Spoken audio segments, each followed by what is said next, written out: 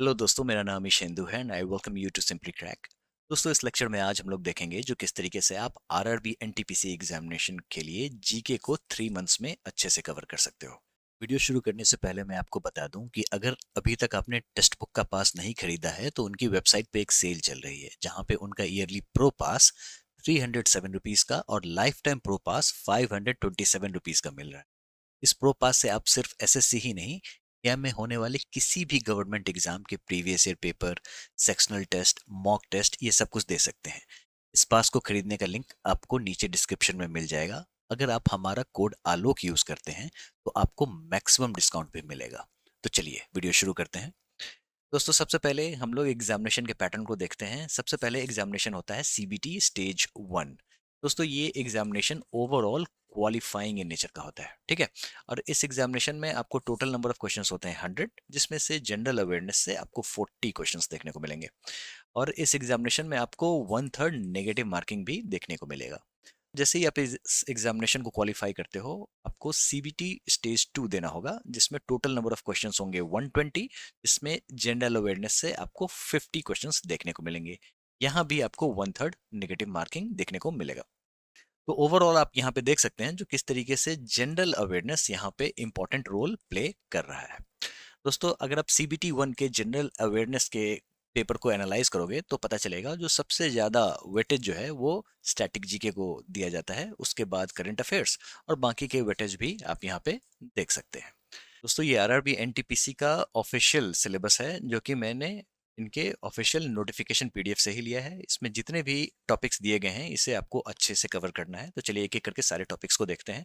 Current events of national and international importance. दोस्तों, अगर आप आरआरबी एनटीपीसी के पेपर को देखोगे तो आपको ये चीज़ समझ में आएगा, जिसमें टिपिकल वन लाइनर जीके पूछता है, जैसे रिसेंट अपॉइंटमेंट कौन सा हो गया, ऑब्यूटरीज कौन कौन सी है, हुज हु मतलब कौन कौन से पोजीशन पे है, क्या है, या फिर कोई ऐसे इवेंट्स जो कि बहुत ही नेशनल इंपॉर्टेंस के हो या फिर इंटरनेशनल इंपॉर्टेंस के हो, वो सारी चीज़ें इसमें पूछती है। इसके लिए आपको एक बुक रेफर करना चाहिए, कोई ऐसी बुक जो कि आपको कौन से पोजीशन पे कौन बैठा हुआ है ये तो आपको पता ही होना चाहिए। इसके अलावा जो रीसेंट चेंजेस हैं वो भी आपको हाईलाइट करके दे दे। यहाँ पे मैंने स्पीडी को रेफर किया है। आप यहाँ पे देख सकते हैं जो ये जितने भी अपॉइंटमेंट्स हैं यहाँ पे मेंशन तो हैं ही हैं, लेकिन जो रीसेंट अपॉइंटमेंट्स हैं वो भी यहाँ पे हाईलाइटेड है। इसके अलावा आपको हमारे चैनल पे मंथली करंट अफेयर्स की वीडियोस मिल जाएंगी, उसको भी आप रेफर कर सकते हो। ये वीडियोस भी आपको आरआरबी एनटीपीसी में बहुत काम आने वाली है, ठीक है। गेम्स एंड स्पोर्ट्स की बात करें तो इसमें भी करंट अफेयर्स मेजर रोल अदा करता है, और इसके अलावा आपको जितने भी इंडोर स्पोर्ट्स हैं, आउटडोर स्पोर्ट्स हैं, इनकी टर्मिनोलॉजीज आरआरबी एनटीपीसी पूछता है, वो आपको पता होना चाहिए। इसके अलावा जो जितने भी इवेंट्स हैं, जैसे ओलंपिक्स, खेलो India, para Olympics, youth games, Asian games, Commonwealth games, ठीक है। और ये सारी चीज़ें जो हैं स्पोर्ट्स में इंपॉर्टेंट है, लेकिन करंट अफेयर्स से आपको ये सारी चीज़ें जोड़कर ही पढ़नी चाहिए। दोस्तों, बात करते हैं art and culture of India, Indian literature, monuments and places of India. दोस्तों, आर्ट एंड कल्चर में सबसे पहले आपको क्लासिकल डांस फिनिश करना चाहिए, फिर फोक डांस, ठीक है।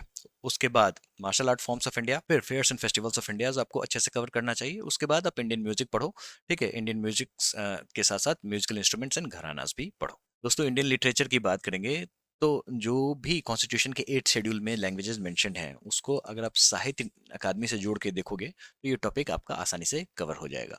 दोस्तों, इंडियन मॉन्यूमेंट्स की बात करें तो ये सारे के सारे टॉपिक्स आपको यहाँ पे देखने को मिल जाएंगे। सबसे इंपॉर्टेंट है यूनेस्को का वर्ल्ड हेरिटेज साइट्स।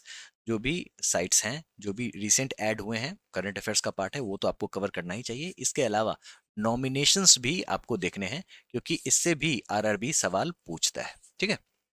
दोस्तों, बात करते हैं general science and life science. यहाँ पे स्पेसिफिकली मेंशन्ड है जो up to class 10th CBSE से सवाल आ सकते हैं। इसका मतलब ये नहीं हुआ जो आप टेक्स्ट बुक को पलटना शुरू कर दो अप टू क्लास 10th, क्योंकि उसमें बहुत सारे इन्फॉर्मेशन होंगे, वो आपको बॉक डाउन कर देगा, ठीक है। इससे बेटर ये होगा जो आप सबसे पहले प्रीवियस ईयर क्वेश्चंस को देखो। इसके लिए आप किरण की ये बुक रेफर कर सकते हो, general awareness and general science solve papers. इसमें आप देखो जो किस तरीके के सवाल पूछे जाते हैं, ठीक है। और ये सॉल्व है तो आपको सोल्यूशन भी यहाँ पे देखने को मिल जाएगा। और इसके बाद आप एक बार टेक्स्ट बुक रेफर कर लेना, मोटा मोटा देख लेना तो ये टॉपिक्स कहाँ पे लिस्टेड है, ठीक है। तो कोई भी इंफॉर्मेशन जो अगर उसका कोई रेलेवेंसी होगा तो आपको आसानी से पता चल जाएगा जो आरआरबी एनटीपीसी में ऐसे सवाल पूछे जाते हैं। फॉर एग्जाम्पल एसआई यूनिट से बहुत बार सवाल आता है। For example health and diseases important chapter है, ठीक है, जिसमें कौन से विटामिन की कमी से कौन सा डिजीज होता है। इसके अलावा कौन से डिजीज का कौन सा वेक्टर है, कौन सा वायरस, कौन सा बैक्टीरिया, कौन सा प्रोटोजोआ, ये सारे के सारे सवाल आपको आरआरबी एनटीपीसी में पूछते हैं। ठीक है, तो इसके लिए जब आप एनसीईआरटी खोलो उससे पहले आपको पीवाईक्यू रेफर करना चाहिए। दोस्तों बात करते हैं history of India and freedom struggle. दोस्तों अगर आपको हिस्ट्री पढ़ना है, ठीक है, तो सबसे पहले एंशिएंट हिस्ट्री, फिर मेडिवल हिस्ट्री एंड उसके बाद फ्रीडम स्ट्रगल। ठीक है, तो आपको सबसे पहले एक बार टाइमलाइन देख लेना चाहिए। ठीक है, और प्रायोरिटी की बात करें तो सबसे ज़्यादा प्रायोरिटी आपको फ्रीडम स्ट्रगल को देना चाहिए, क्योंकि आरआरबी एनटीपीसी ने ही सबसे ज़्यादा प्रायोरिटी इसको दिया है, अलग से टॉपिक बना के दिया है। और इसके बाद आप एंशिएंट हिस्ट्री पढ़ो और उसके बाद मेडिवल सबसे लास्ट में। ठीक है दोस्तों, फ्रीडम स्ट्रगल को कवर करने का सबसे सबसे अच्छा तरीका जो है वो है टाइमलाइन। अगर आप टाइमलाइन से पढ़ोगे तो चीज़ें आपको सीक्वेंस में याद रहेंगी। ठीक है, चलिए बात करते हैं physical social and economic geography of India and the world. दोस्तों physical social and economic geography of India and the world ये आपको आरआरबी एनटीपीसी के सिलेबस में भी देखने को मिलेगा और यूपीएससी के भी सिलेबस में देखने को मिल जाएगा, लेकिन आपको यूपीएससी इतना नहीं पढ़ना है। ठीक है, आरआरबी एनटीपीसी के लिए यहाँ पे 90% आपका कंटेंट जो है वो स्टैटिक जीके का पार्ट है। स्टैटिक ज्योग्राफी में माउंटेन्स हो गए, रिवर्स हो गए, ठीक है, वाटरफॉल्स हो गए, ग्रासलैंड्स हो गए, ओशंस हो गए। ठीक है, ये सारे के सारे इंपॉर्टेंट टॉपिक्स हैं, ये आपको अच्छे से कवर कर लेना चाहिए static GK point of view से। इसके बाद आप टेक्स्ट बुक को रेफर कर सकते हो, देख सकते हो जो इंपॉर्टेंट फेनोमेनास कौन कौन से हैं। अगला टॉपिक है Indian polity and governance, constitution and the political system. दोस्तों ये अपने आप में बहुत ही ब्रॉड टॉपिक है, बहुत ही बड़ा टॉपिक है, लेकिन आपको यहाँ पे ज्ञानी नहीं बनना है। आपको शॉर्ट एंड क्रिस्प वे में पढ़ना है, आपको सिर्फ और सिर्फ एग्जाम निकालने के लिए पढ़ना है। कहने का मतलब ये हुआ, जो आपको पढ़ने का अप्रोच हॉरिजॉन्टल रखना है, वर्टिकल नहीं रखना है। जितने भी इंपॉर्टेंट टॉपिक्स हैं उसको आपको हॉरिजॉन्टली एक बार फटाफट देख जाना है, वर्टिकली इस टॉपिक में इन डेप्थ घुसने की जरूरत नहीं है। इसको हम लोग एग्जाम्पल से समझते हैं। देखो पंचायत से रिलेटेड ये सवाल पढ़ो, विच article of the Indian constitution contains the provisions for the panchayats and the local governments. Right answer is 243। What does the article 243C deal with. यहाँ पे 243C स्पेसिफिकली पूछा जा रहा है। ठीक है, लेकिन यहाँ पे ऑप्शन में भी आपको पंचायत दिख रहा है, बाकी के ऑप्शंस जो हैं उसका कोई लेना देना नहीं है, तो ये राइट आंसर है। ठीक है, तो इन दोनों सवालों से मुझे बस ये समझ में आया, जो आर्टिकल 243 जो है ये प्रोविजंस लाता है पंचायत के लिए। अब आप इस सवाल को देखो जो कि सीबीटी 2 में पूछा गया था। Which article of the Indian constitution is related to the audit of the accounts of panchayats. 243C, 243J, 243K, 243B। दोस्तों आपको सीबीटी 1 के लिए सिर्फ और सिर्फ 243 तक ही लिमिट कर लेना है।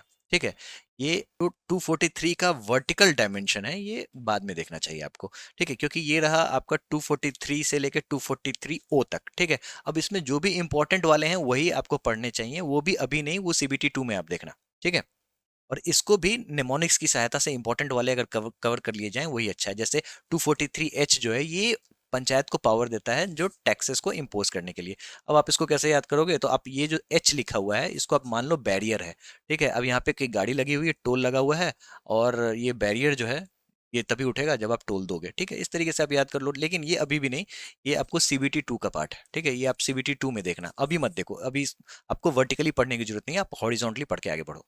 अगला है general scientific and technological developments including space and nuclear program of India. यहाँ पे तो पहली बात, अगर जब डेवलपमेंट्स आपको देखने को मिल जाए तो इसे हमेशा आपको टाइमलाइन के साथ पढ़ना चाहिए, और इंपॉर्टेंट टॉपिक्स हो गए स्पेस और न्यूक्लियर प्रोग्राम ऑफ इंडिया। दोस्तों आपको जितने भी स्पेस मिशंस हैं इंपॉर्टेंट वाले वो तो पता होने ही चाहिए, और अपकमिंग जो स्पेस मिशंस हैं वो भी, जैसे गगनयान की बात कर लें। ठीक है, जो भी अपकमिंग है वो भी कॉम्पिटेटिव एग्जाम्स में सवालों के रूप में आ सकते हैं। इसके अलावा जो करंट अफेयर्स से जुड़े हुए हैं वो भी आपको अच्छे से कवर हो जाना चाहिए। दोस्तों अगला टॉपिक है UN and other important world organisations.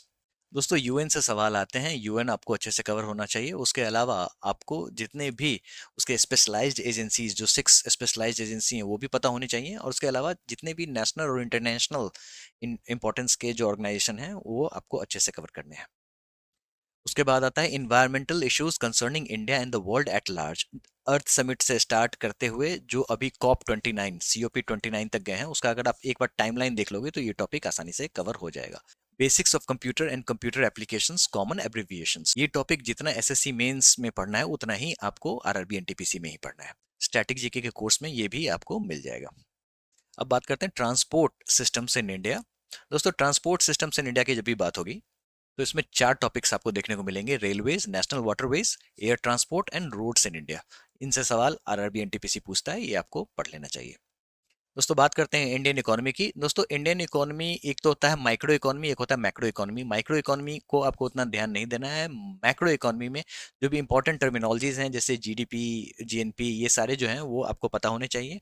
इसके अलावा 5 year plan, important committees, industries, ये सारे इंडियन इकोनॉमी के ही पार्ट हैं। Famous personalities of India and the world. दोस्तों ये अपने आप में वास्ट टॉपिक है, इसको आप लिमिट कर सकते हो कैसे, तो किनको भारत रत्न मिला हुआ है, ठीक है, किनको नोबेल प्राइज मिला है हमारे भारत से।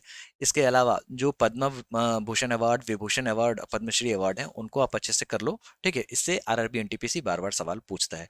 फ्लैगशिप गवर्नमेंट प्रोग्राम्स में आपको फ्लैगशिप जितने भी स्कीम्स हैं वो आपको पता होने चाहिए, या फिर कोई इनिशिएटिव है वो भी आपको पता होना चाहिए।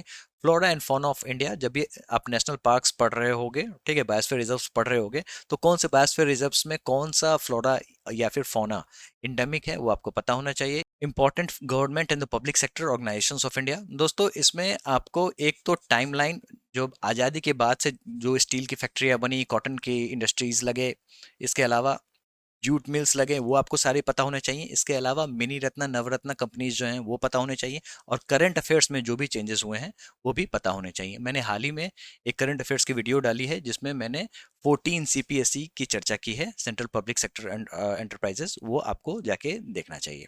दोस्तों इन सभी चीज़ों को समझाने के लिए मैंने अपने ही कोर्स के टॉपिक्स को रेफर किया है। इसके अलावा मैं जल्द ही आरआरबी एनटीपीसी की रिवीजन सीरीज भी इसी कोर्स में ऐड करूंगा। And I wish you best of luck for your examination. Thank you very much.